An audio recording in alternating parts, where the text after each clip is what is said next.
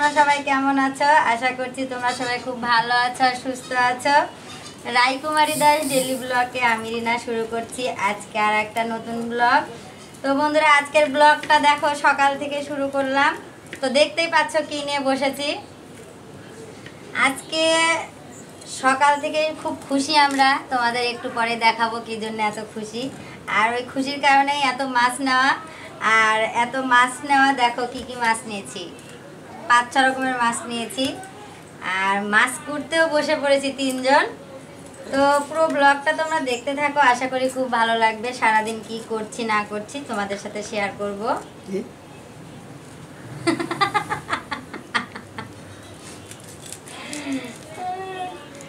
তো দেখো, ঈদের পরে অনেক দিন পর ছোট মাছ তালাইমারিতে, আর দেখে লোভ সামলাতে পারলাম না, নিয়েই নিলাম।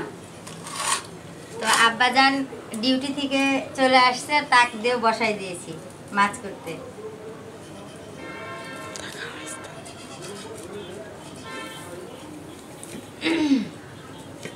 তো আমরা মাছ কুটতে থাকি, তোমরা দেখতে থাকো। হ্যাঁ,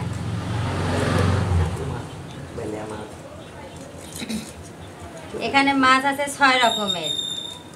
রাইখর, কালবাউস, পুঁটি, শ্যারল পুঁটি, বেলা, গুচি। হ্যাঁ, অনেক রকমের মাছ আছে এখানে। তো বন্ধুরা, তোমরা কে কে এই ছোট মাছ পছন্দ করো অবশ্যই আমাকে কমেন্ট করে জানিও। নদীর মাছ সব বুঝে দাও, পুকুরের মাছ খেলে পছন্দ করবে না। পুঁটি নদীরই তো, কারণ পুঁটি মাছ তার পুকুরে হয় না। তো বন্ধুরা, আমাদের এতগুলো মাছ কাটা শেষ, কমপ্লিট। তো এই যে এক গাবলা আর এক থাল মাছ ছিল, তো কাটাকুটি করার পরে এক গাবলা মাছ হলো আর এক থাল হলো আঁশ, কারণ অনেক আঁশ বের হয় মাছের। তো এতগুলো মাছ কিন্তু আমরা খুবই তাড়াতাড়ি কেটে ফেললাম। ভাগনা, আমি, শাশুড়ি 3 জন মিলে কাটতে বসে পড়েছি। আর বাবা এসে শুধু দেখছে যে এতগুলো মাছ কখন কাটবে, পচে যাচ্ছে, তাড়াতাড়ি করো। আসলে তা না, যে এতগুলো মাছ দেখে বাবাও দপকে গেছে যে কখন হবে। তো দেখো, আমার মাছ কিন্তু কোটা বাছা পরিষ্কার করা শেষ। আমি কিন্তু এই দেখো মাছ ভেজেছি, একদম মরমরা করে মাছ ভাজা, আলু ভাজা আর ভাতও রান্না করা কিন্তু আমার হয়ে গেল। আর গরম ভাতের সাথে গরম মাছ ভাজা খেতে কিন্তু খুবই সুস্বাদু, আর তার জন্যই করলাম। আর বিশেষ করে পুঁটি মাছ ভাজা খেতে কিন্তু খুবই টেস্টি লাগে, আর তার জন্যই পুঁটি মাছ আর আলু ভাজা করেছি। আর অনেক টেস্ট করে সবাই ভাতও খাচ্ছি। আর আজকে তো একটা খুশির খবর, এটা তো তোমাদের এখনও দেখায়নি, তবে তোমাদের শেয়ার করবার। দেখো সৌরভ কি মজা করে মাছ খাচ্ছে আর সেটা তোমাদের দেখাচ্ছে। অনেক ভালো লাগছে। হ্যাঁ, অনেক দিন পর গরম গরম ভাতের সাথে গরম গরম মাছ ভাজা খেলাম। শুধুমাত্র ছোট মাছের কারণেই কিন্তু খেলাম, কারণ বড় মাছ সেভাবে ভাজা খাওয়া হয় না।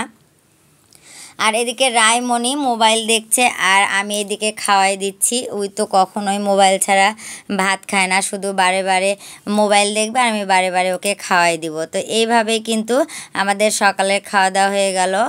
আর আজকে কিন্তু আমি দুপুরের কোনো খাবার দাবার রান্না করা কিছুই তোমাদের সাথে শেয়ার করিনি, শুধু চলে আসলাম এই যে আমার আদরিনীর কাছে। আর এই যে আমার আদরিনীর খোলা হাওয়া একদিন তোমাদের ভিডিও দিয়েছিলাম, আর আজকে সেটাই পরিপূর্ণতা পেল। আদরিনীর বাবু হয়ে গেল, এই যে বাচ্চা হয়েছে, আর খাসি বাচ্চা হয়েছে, মানে ছেলে বাচ্চা হয়েছে। অনেকে হয়তো বোঝো না কিংবা বুঝতে পারো না, তার জন্যই বললাম যে ছেলে বাবু হয়েছে। তো যাই হোক, এই যে আমরা নাম রেখেছি গুড্ডু সোনা, আর আমাদের কর্তা মানে বর্মা নাম রেখেছে হচ্ছে সোহাগ। আদরিনীর ছেলের নাম সোহাগ।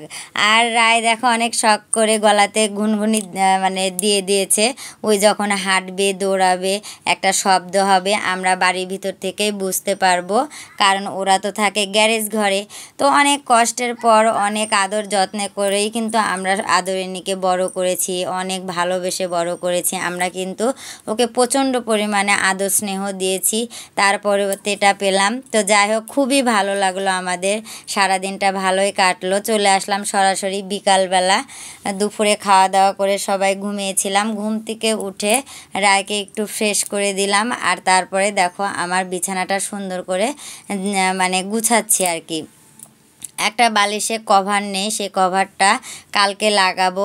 আর বিছানার চাদরটা একটু উল্টা করে পারলাম, আর ঝাঁটা দিয়ে একটু আস্তে করে ঝাড়ও দিয়ে নিলাম। আর এই যে ক্যাথাটা দেখছো, এই ক্যাথাটা আমাদের লাগেই, মানে রায়ের বাবা গায়ের পুর দেয়, না হলে রায় দেয়, অনেক সময় আমিও দিই।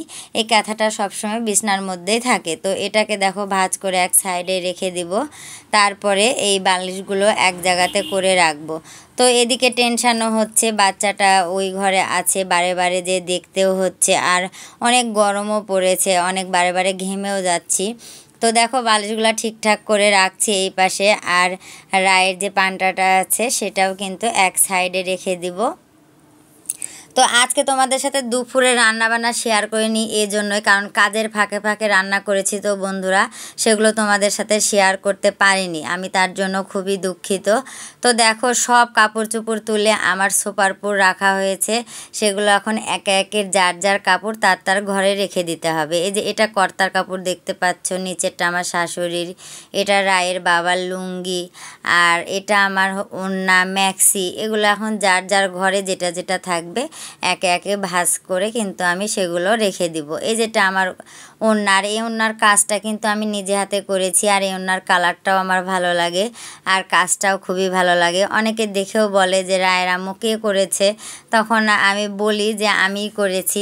তো দেখো এটা রায়ের বাবার লুঙ্গি, এই লুঙ্গিটাও ভাঁজ করে রেখে দিব। তো বিকালের কাজকর্ম করতে কিন্তু খুবই ভালো লাগে, আর বিকালে কাজকর্ম শেষ করে হাত মুখ ধুয়ে নিই। আর এই যে আমি একদিকে তাকিয়ে আছি, দেখতেই পাচ্ছ একটা ভাড়াটিয়া আসছে আমাদের বাসায়, সে কথা বলছে সিঁড়ির দিকে, আর আমি সিঁড়ির দিকে তাকিয়ে তাকিয়ে কিন্তু এই লুঙ্গিটা মানে সব কটা কাপড়ই ভাঁজ করছি, আর লোকটার কথা শুনছি, কারণ যতই হোক আমাকে তো সব কিছু শুনতে হবে, তারপরে তো সে উপরে যাবে, হট করে উপরে তো আমরা যেতে দিতে পারি না। তো দেখো এটা আমার হচ্ছে ছায়া, এটাও আমি ভাঁজ করে রেখে দিব। তো গল্প শুনতে শুনতে কাজ করার মজাও কিন্তু আছে একটা। তারপরে দেখো আমি এগুলো সব আলনাতে একে একে ভাঁজ করে করে রেখে দিলাম, তারপরে চলে আসলাম আমার ড্রেসিং টেবিলের সামনে, যেখানে আমার কিছু সময় কাটায়, সেটা হচ্ছে সকালবেলা। অন্তত এই ড্রেসিং টেবিলের সামনে আমার দাঁড়ানোর টাইমই হচ্ছে সকালবেলা স্নান সেরে 5 থেকে 7 মিনিট টাইম দিই আমার ড্রেসিং টেবিলের সামনে, সেটা যখন আমি সিঁদুর পরি। তো মাঝে মধ্যেই এগুলো, মাঝে মধ্যে বলতে কি 2-1 দিন পরপরই পরিষ্কার করতে হয়, কারণ পাটেক্সের কালো কালারের যে জিনিসই থাক না কেন এত পরিমাণে ধুলাবালু পড়ে, মনে হয় কেউ বাসায় আসলে বলবে যে হয়তো 2-4-6 মাসই পরিষ্কার করেনি, অথচ তা না বন্ধুরা।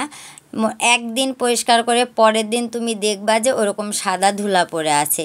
বলো তো কী কারণে? এই যে সামনে যে বিছানাটা আছে, এটা যখন ঝাঁটা দিয়ে ঝাড়ি তখন ওর ধুলাবালিটা একদম ড্রেসিং টেবিলের উপর যেই পড়ে।